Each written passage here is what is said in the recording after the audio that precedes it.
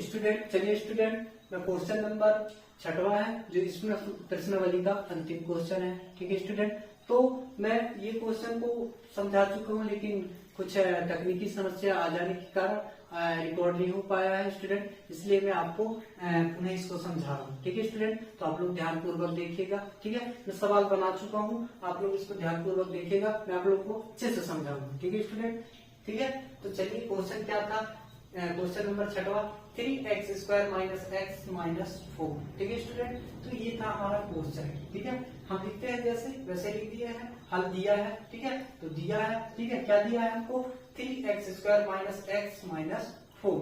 ठीक है स्टूडेंट, ये दिया है। इसको क्या करना है कि मैं आप लोगों को बताया था कि सबसे पहले आप लोगों को ध्यान पूर्वक देखना है कि फर्स्ट और अंतिम वाले जो दोनों है इनका आपस में क्या कराना है, हमको गुना कराना है। तो हम गुना कराते हैं, तो गुना कराएंगे तो क्या है होगा स्टूडेंट, जो फर्स्ट और अंतिम वाला है उसको गुना कराते हैं, मतलब कितना दिया है 3 × 4 - 4। ठीक है, तो कितना आ रहा है 4 × 12 - 12। ठीक है स्टूडेंट, तो ये 4 × कितना आ रहा है 12, 4 × -4 3 -12, ये आया हमारे पास क्या -12। ठीक है स्टूडेंट, अब तुम लोगों को इसी से सोचना है कि भाई इसका नियम क्या कहता है। इसका नियम कहता है कि हम दोनों फर्स्ट और अंतिम को गुना कराएं, जितना आए उसको ये जो बीच वाला है इसको ऐसे दो संख्याओं में तोड़ना है कि जोड़े घटाएं तो -x आ जाए और गुना करें तो कितना आ जाए -12।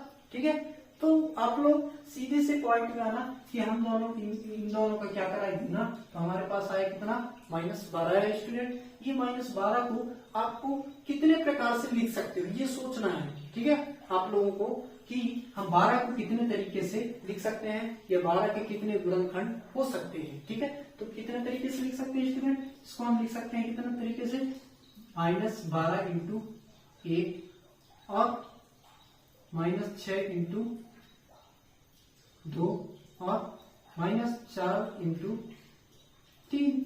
ये 3 तरीके से हम लिख सकते हैं। किसको लिख सकते हैं हम स्टूडेंट, हम -12 को इस तरीके से 3 तरीके से लिख सकते हैं। ठीक है, लेकिन एक चीज और है, इसमें ध्यान क्या रखना है कि जोड़े घटाए तो कितना आना चाहिए -x आना चाहिए जोड़े घटाए तो। चलो इसमें देखते हैं क्या हम 12 में से 1 घटा दें तो -x आ रहा है, नहीं आ रहा है ना। क्या हम -6 में से 2 घटा रहे हैं तो x आ रहा है, नहीं आ रहा है, 4 आ रहा है, मतलब ये भी नहीं होगा। क्या हम -4 में से 3 घटा रहे हैं तो x आ रहा है, हाँ आ रहा है, 1 आ रहा है, मतलब क्या होगा इसके साथ x लगाएंगे, इसके साथ x लगाएंगे तो 4x में से 3x गया तो कितना बचा -1x बचेगा। ठीक है, तो कौन सा मान संतुष्ट करना है, ये वाला स्टूडेंट। ठीक है, तो इस मान को उठाकर किसकी जगह पर रख दिए हम x की जगह पे। ठीक है, तो x की जगह पे रखे तो क्या होगा 3x² - 4x + 3x - 4। अब आप लोग सोच रहे होंगे कि सर ये बड़े वाले में माइनस का चिन्ह क्यों लगा है, हम छोटे वाले में भी लगा सकते थे। तो इसलिए हमने बड़े वाले में माइनस का चिन्ह लगाया क्योंकि हमको यहाँ माइनस का चिन्ह ही चाहिए। ठीक है, तो जब -4x में से 3x घटाएंगे तो -x आएगा। ठीक है, इसलिए हम ये हमेशा बड़े में चिन्ह लगाते हैं। ठीक है स्टूडेंट, तो हमने ये चिन्ह लगा दिया। इसके बाद में क्या बताया था कि इनको ब्रैकेट में लिख लेते हैं, तो जैसा कि मैं बताया वैसे ही कर दिए 3x² - 4x + 3x - 4। यहाँ से कॉमन क्या है स्टूडेंट, यहाँ से कॉमन है x, यहाँ से भी x है तो x को बाहर ले लिए तो बचा कितना 3x - 4 + 1, यहाँ से कुछ कॉमन नहीं है मतलब 1 होगा 3x - 4। दोनों एक समान आ गए तो एक बार इसको लिख लेते हैं और एक बार इसको लिख लिए, दोनों को 0 के बराबर मान लिए स्टूडेंट, है ना। 0 के बराबर इसको माने तो क्या होगा x + 1 = 0, मतलब पक्षांतर करेंगे तो x = -1। इसके बाद इसको करते हैं सॉल्व तो 3x - 4 = 0, 4 को उधर पक्षांतर करेंगे तो प्लस में जाएगा और 3 × में है तो उसको जब पक्षांतर करेंगे तो बटे में जाएगा।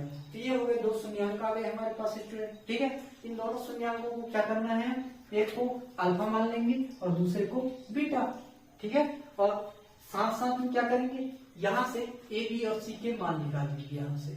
ठीक है स्टूडेंट, तो यहाँ से हमें a b और c के मान निकालें। ठीक है, तो ये a b और c के मान यहाँ से निकाल गए तो ये लिख दिया वो करते हैं। ठीक है, इसके बाद क्या करते हैं, जैसा कंडीशन है इसकी सत्यता की जांच करते हैं। तो यहाँ चाहो तो क्या लिख देना जांच, जैसा हम पुराने क्वेश्चन में लिखते हैं वैसे। ठीक है स्टूडेंट, जांच क्या है, सबसे पहले योगफल ज्ञात करना है। योगफल क्या होता है, गुणांकों का योगफल होता है alpha plus beta equal to minus B upon A. ठीक है स्टूडेंट, तो अल्फा का मान हमारे पास क्या दिया है -1, तो -1 का 1, ठीक है, प्लस बीटा का मान क्या है स्टूडेंट 4/3।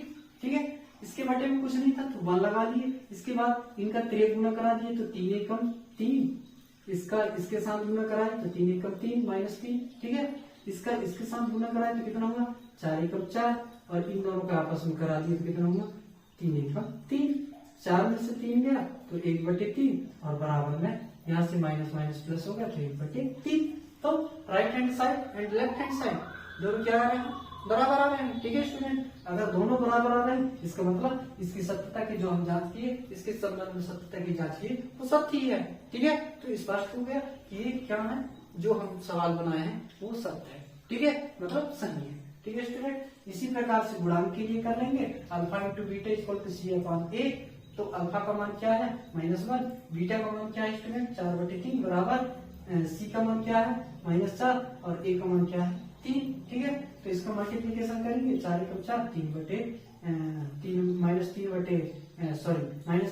4/3 ये है, और -4/3 ये है। ठीक है, और लास्ट में लिख देना स्टूडेंट, अतः स्पष्ट है कि हमारी कल्पना सत्य है। ठीक है स्टूडेंट, इसी प्रकार से आप लोगों को बनाना है। मेरे ख्याल से आप लोगों को समझ में आया होगा, क्योंकि जितने क्वेश्चन भी बनाए हैं बस उसी प्रोसेस से बनाए हैं। आप लोगों को प्रोसेस में ध्यान देना स्टूडेंट। ठीक है, आप लोगों को इसको रटना नहीं है, आप लोगों को इसकी प्रोसेस है, जो इसके तरीका है, इसके बनाने का तरीका है, उसको सीखना है। ठीक है स्टूडेंट, तो मेरे ख्याल से आप लोगों को समझ में आया होगा, और समझ में आया होगा तो लाइक शेयर और कमेंट करें, और इसके साथ साथ में सब्सक्राइब करना न भूलें स्टूडेंट। ठीक है, तो आज के लिए इतना ही, धन्यवाद स्टूडेंट। ठीक है।